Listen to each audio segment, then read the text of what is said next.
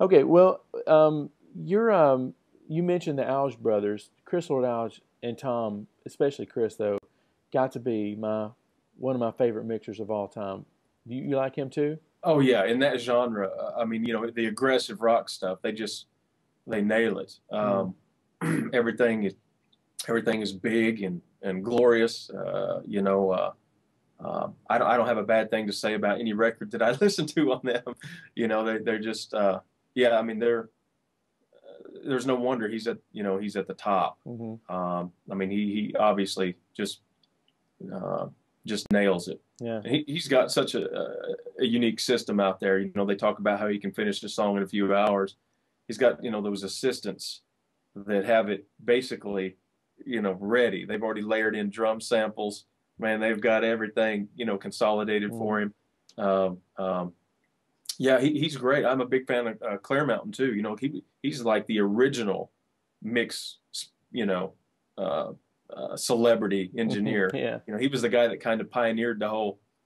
Used to, an engineer was an engineer. You tracked the record, you did the overdubs, you mixed it. Now, you got guys that are specialized at tracking. You got guys that vocal tuners. You have guys that are mixers.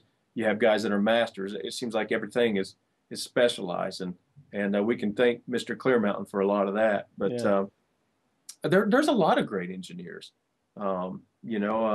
It seems like there's about 20 of them or so that get all the all the huge yeah, megastar business like the Owls brothers. But yeah.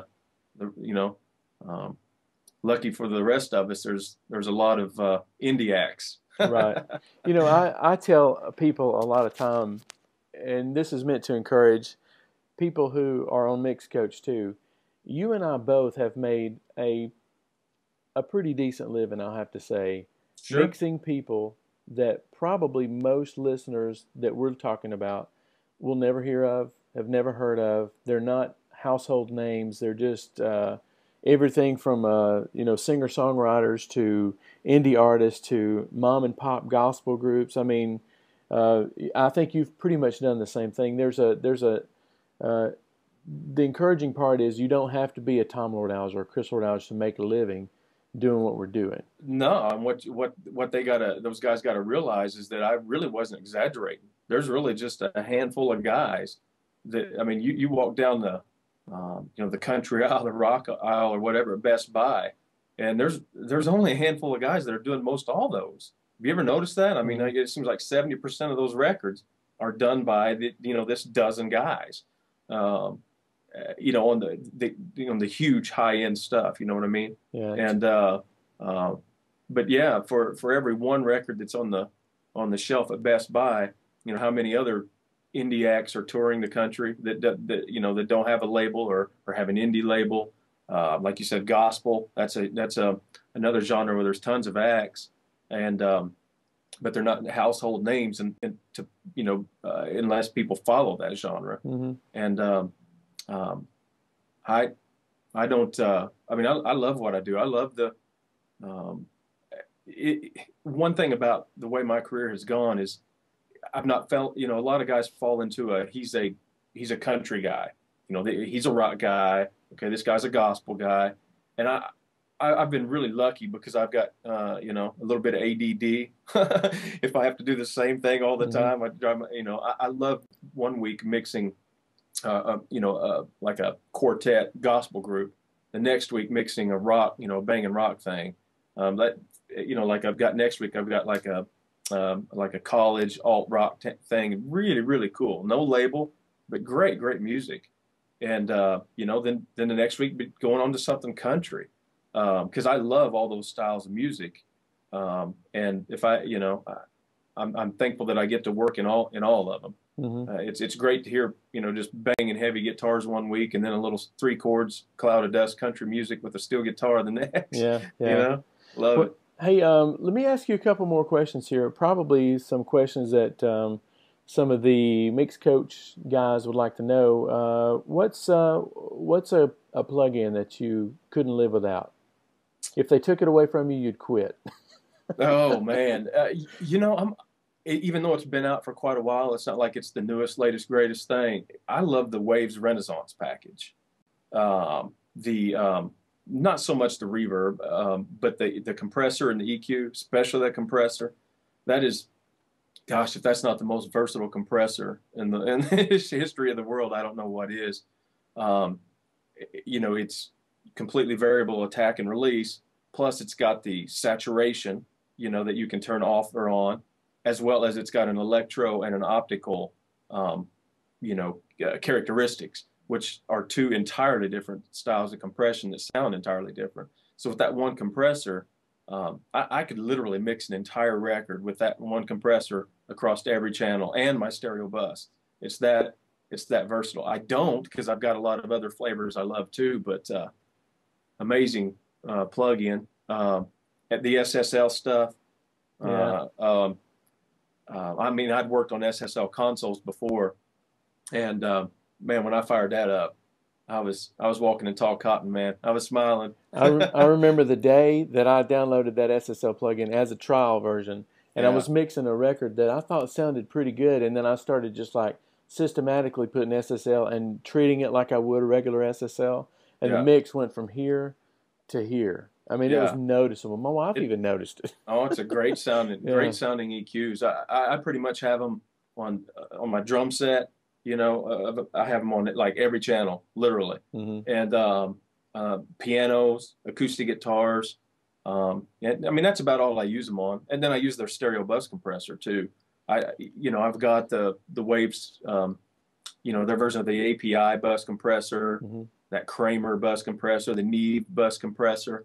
Um, None of them, I don't get quite as, I don't get quite as excited about them, any of them, as I do the SSL. At least Yeah. not yet. Yeah. The SSL bus compressor, the real one, is like it's an amazing, It amazing bus really is. compressor. It really And is. you know what? I was mixing a country thing today, and I haven't used the bus compressor in probably years. And I cracked that thing open and just laid it across the vocal, like the vocal bus, Yeah. because I needed it to be like in your face.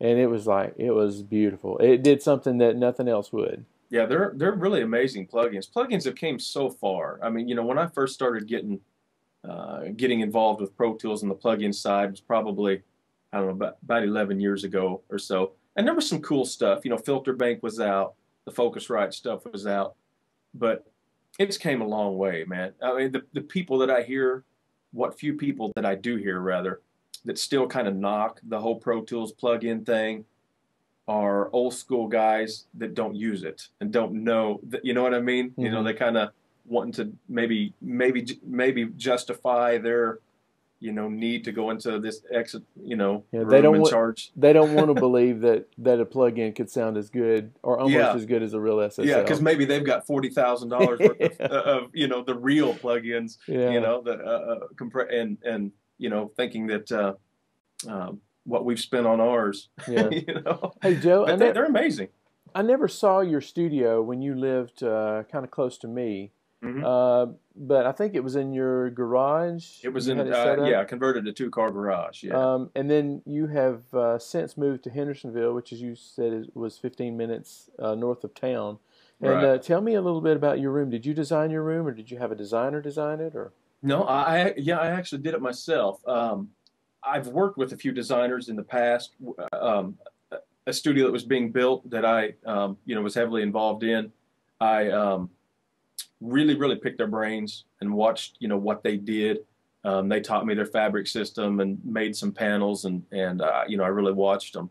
And as well as I love to read when I get a chance, and I've, studied all the acoustic stuff. I mean, I would love to bring in like a Chris, Houston, or is it Huston? I think it's Chris Huston. Heston, yeah. Yeah, and let him tell me anything that I've done wrong. But for the most part, I've done it myself. I don't know what you can see, but I've got clouds suspended. You could probably kind of see them hanging down here, and as well as a cloud over above me. I got bass traps in the corners, huge, like a foot deep bass trap back here, right behind the mix position, and absorption, at the first reflection spots on each side of me. It's really a good sounding room. I think, you know, um, some of your viewers may be set up in the corner of a spare bedroom or something, and don't realize, they may go out and buy a set of $1,500 speakers, and not realize that the effect that the room itself has on what they're hearing.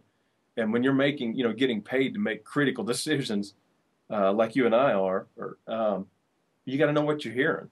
Part of that, yes, is time spent in the room listening to, tons of CDs. I know when I first moved, and I'm sure you've done the same thing. We've probably talked about it before on one of our coffee talks we used to have. It's long overdue. Yes, we need to get another one in. I came down here for hours listening to commercials, release CDs, as well as stuff that I'd mixed in the past, just trying to really get zoned in on this room. I'm really happy with it now. But yeah, I made all this myself and hung it on myself and everything. I'm pretty proud of it, actually. Well, it looks it's good. a tight little room. Yeah. Yeah, it looks really good. And it's in your basement, right? Yeah, I say little room, but that's actually very low, which is one of the reasons I fell in love with this house. I'd made up my mind I wanted it at home. I'm a family guy. I got, 2 kids, another one on the way.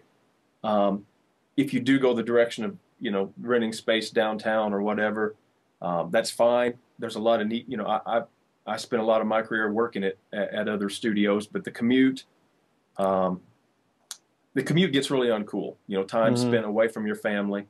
And so I've wanted to be at home. One of these days I may, maybe I'll rent a place downtown again. But for me right now, this is what works. But this was a really deep room, so I didn't have to worry about inaccurate bass response because the back wall was too close to my head. I know your room's really, really deep. Yeah. That's something that, you just can't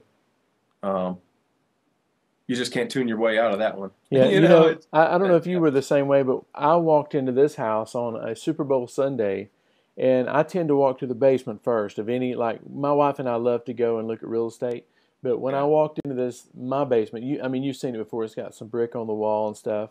Yeah, and at the time that I walked into it, it was it had a bunch of games in it. But all I could see, remember that you remember that Digidesign ad maybe about probably 9 or 10 years ago, and there was a Pro Tools system sitting up there, and there was a brick wall behind it, and I thought that is the coolest studio. When I walked in down here, I saw my ADATs and stuff at the time, and that brick wall, and I was like, I've got to buy this house, and I've got to buy this basement, and I've got to sell the rest of the house to my wife. Yeah, absolutely. Yeah, I had to talk her there into was it. a lava lamp in that ad, right? There was a lot of blue or a red one over on the left-hand side. You remember that, yeah. I remember that. Yeah. We're geeks, man. To remember a 10-year-old Pro Tools ad. But hey, listen, I was going to ask you a couple more questions for my guys. Do you have, if someone were asking you, Joe, I wanna start mixing, maybe not full time, but I want to start mixing more and more. What's one tip that you would give them and say, don't ever forget this? Oh man, that's a really good question. Know when to say when. You could mix a song to death, and by nitpicking the volume on the attack of every guitar pick in a solo, and enough's enough. If it feels right, it's right. Let it go. Don't spend 2 days on it. I know in the early stages as you're learning, maybe you're slow at some things, and so it is going to take you longer. But I probably pretty much, let's just say a country genre, drum kit, piano, a couple acoustics, electric, maybe your fill instruments like fiddle, steel, vocal backgrounds, just simple everyday country music. I can probably finish a tune in 3 or 4 hours and have it. I'm pretty happy, pretty happy. So